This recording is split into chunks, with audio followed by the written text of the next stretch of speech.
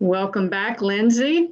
Now that you've told oncology nurses a bit about what fear is, how predominant it is in people with cancer, why don't you tell us a little bit about how you have managed fear and how you coach the people you work with to manage fear? Sure. Um, so I have a lot of experience because I've been dealing with this for 10 years. And it took me a little bit of time to understand that fear is not anywhere near helpful in this experience. So when I'm talking to people, it sort of depends on where they are in their journey. But, and honestly, when they first get diagnosed, even if I told them my tactics, it would not make a difference. They need to sit with it for a little bit. Um, but many times I talk to them about what fear does to the body, and we go through this whole thing about it clouds your judgment, you're reacting out of panic. We just talk about what happens, and then they want to know, what do I do?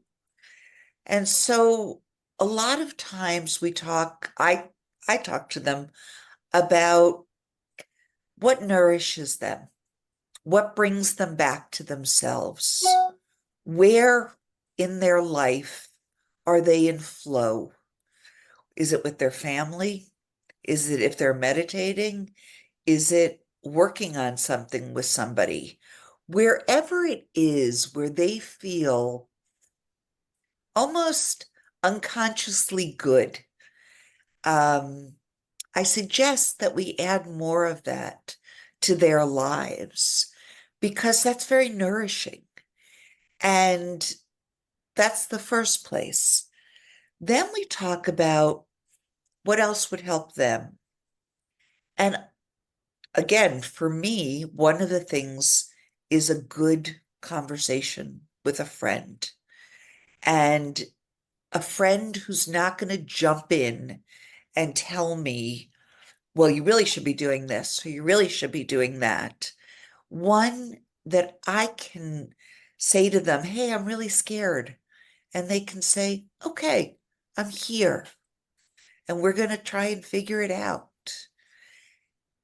That particular connection, again, makes you feel like you're not alone. And so much of this anxiety is feeling like I think the right word is a pariah, where you're just all alone out there and nobody can understand what you're going through.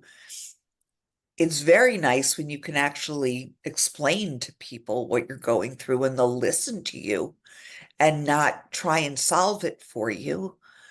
Um, so talking about who would those people be for them? There are days if I am very fearful, say I have a new symptom that is actually something, for the first day, I'll get into bed. I will pull those covers over my head and I will just let it settle. Because if I'm constantly fighting against that knowledge and being so far away from my ability to think, which is what that does, then I'm not going to get anywhere and I'm not going to get out of fear and I'm not going to get out of anxiety. So this is what has worked for me is to take a break from people, to just sit and think, to know what I have done, to know who I am. And when I can finally figure that out, then I can talk to the doctor about it. I can become myself again, not a panicked version of myself.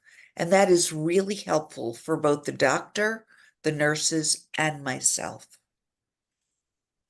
I also think about music. If there's something out there that they love to listen to or that makes them want to dance.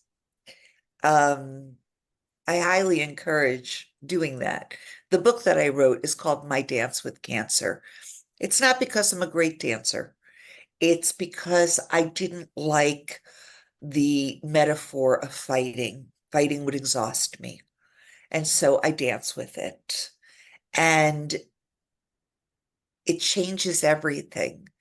It lets me look at cancer, look at everything about it with a little hint of partnership and joy. I know that's crazy, but it is what works.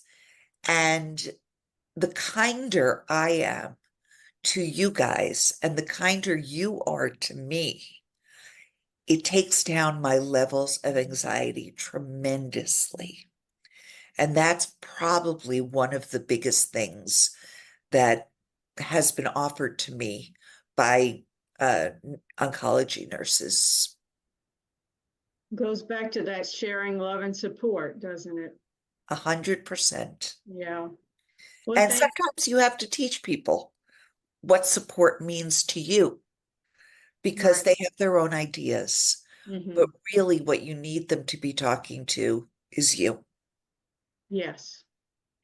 Well, thank you so much, Lindsay. It's my pleasure. Yeah. Take care. Okay, bye. Bye-bye.